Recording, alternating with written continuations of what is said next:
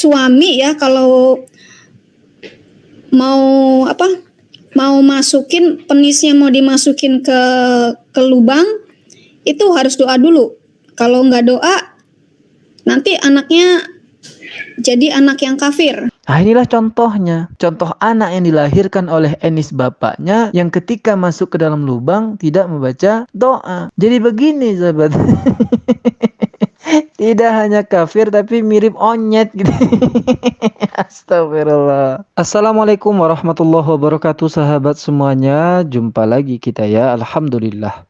Alhamdulillahirabbil alamin. Segala puji bagi Allah Tuhan semesta alam. Tiada Tuhan selain Allah. Allah lah satu-satunya Tuhan. Tuhan yang tiada duanya, duanya saja tidak ada, apalagi tiga. Lalu bagaimana jadinya kalau Tuhan itu dipaksakan tiga? Ya Enis umatnya tidak membaca doa ketika masuk ke dalam lubang. Ada aja yang keluar dari mulut para tapir ini.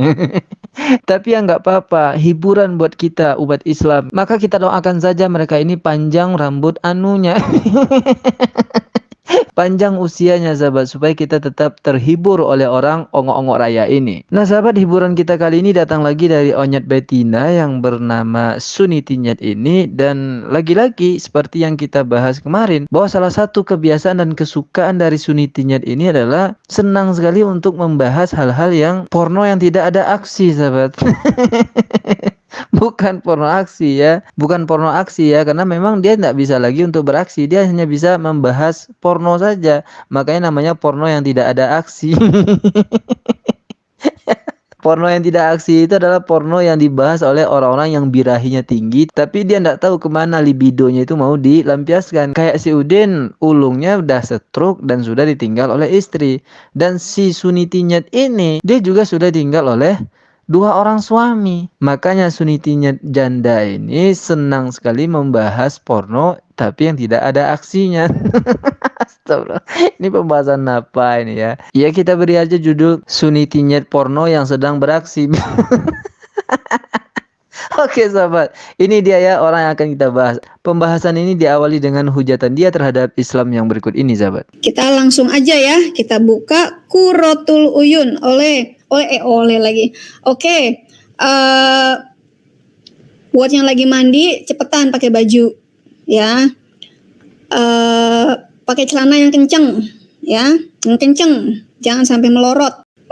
Loh kok celana melorot? Inilah kelebihan dari Suni Tinyet ini sahabat, dia punya insting, yaitu insting porno ya. Dia tahu aja bahwa para penontonnya itu sedang mandi, sedang tidak berpakaian, sedang telanjang, sedang dan segala macam.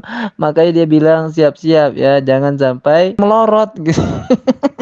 Tahu aja dia ya, karena punya insting porno gitu. Kita lanjutkan lagi. Oke, ini dia Qurratul Uyun, berbulan madu menurut Islam.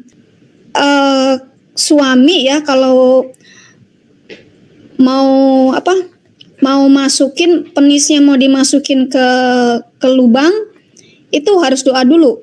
Kalau nggak doa, nanti anaknya jadi anak yang kafir. Nah inilah contohnya. Contoh anak yang dilahirkan oleh Enis bapaknya yang ketika masuk ke dalam lubang tidak membaca doa. Jadi begini sahabat, tidak hanya kafir tapi mirip onyet gitu.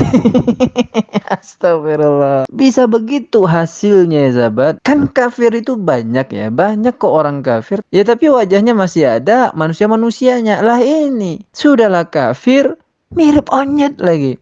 Makanya saya agak ragu ya ketika dia katakan tadi bapak-bapak, dia sedang menceritakan bapaknya sebetulnya itu ya. Karena kan faktanya hari ini dia yang menjadi kafir. Artinya dulu bapaknya itu ketika memasukkan Enisnya ke dalam lubang tidak membaca doa, maka anaknya akan kafir. Nah ini anaknya jadi kafir. Nah yang menjadi pertanyaannya itu, wajah onyet itu datangnya dari mana? Makanya saya jadi curiga. Sudahlah tidak membaca doa, itu Enis masuknya ke lubang yang mana? Mungkin salah masuk ini sahabat ya.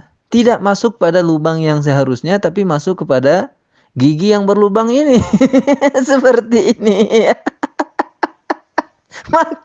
Makanya anaknya lahir kafir dan seperti onyet ompong seperti ini. Astagfirullah. Puas sekali ya kita mentertawakan orang yang suka menghina Islam ini, sahabat. Nah, saya katakan kemarin ada kesamaannya dengan si Sapiuddin Birahim Lato-Lato Tak Berfungsi ya, yaitu sama-sama suka membahas tentang porno yang nggak ada aksi ini. Nah, tadi kan onyet ompong betina. Nah, sekarang onyet ompong pejantan berikut. Itu menunjukkan untuk uji tes mental, apakah orang ini punya akal atau tidak. Menghormati kanjeng itu baginda karena menikahi perempuan umur 6 tahun. Waras enggak? Ya sama aja perangainya ya, karena memang sama-sama onyet kan, bedanya satu betina, satu lagi jantan. Pikirannya ya hubungan seks terus gitu. Dan ini menjadi pembahasan mereka yang berjilid-jilid dan terus-terusan mengenai pernikahan Rasulullah SAW dengan Aisyah radhiyallahu anha. Itu yang terus mereka bahas ya. Rasulullah itu menikahi Aisyah yang usianya masih 6 tahun. Itu yang terus dibahas sampai giginya ompong. Dan mereka melupakan bahwa Yakob dan Maria itu juga punya selisih usia yang jauh berbeda ketika mereka menikah. Di mana dalam satu riwayatnya itu dikatakan bahwa Yakob itu usianya sudah tua dan seorang duda menikahi seorang perawan yang bernama Maria. Mereka akan tutup mata itu dan akan membuka mulut busuknya itu untuk membahas dan menghina Rasulullah SAW yang menikahi Aisyah pada usia 6 tahun, sahabat. Lalu mereka akan menggiring opini, waraskah itu? Bahkan membandingkan dirinya yang hina itu dengan Rasulullah SAW yang mulia seperti berikut. Sekarang Abu Bakar As-Siddiq, Muhammad, Saifuddin Ibrahim. Siapa yang waras di antara ketiga manusia ini? Ya nggak perlulah kita jawab ini ya sahabat, biarkan dia sendiri yang menjawab. Abu Bakar As-Siddiq, Muhammad, Saifuddin Ibrahim. Siapa yang waras di antara ketiga manusia ini? Mungkin saya yang nggak waras. Oke lah, saya nggak waras. Ya jelas nggak sebanding ketika dia mau membandingkan dirinya yang jahiliyah itu dengan Rasulullah yang sangat mulia. Tuh dijawab sendiri, dia yang tidak waras. Dan saya akan buktikan bahwa onyet pejantan ini tidak waras dari pernyataan dia berikut ini, sahabat. Datang pakai sendal bolong, pulang pakai BH bolong. Buat fansnya Abi, bilang dong ke idola kalian, balikin baju gua yang BH bolong itu.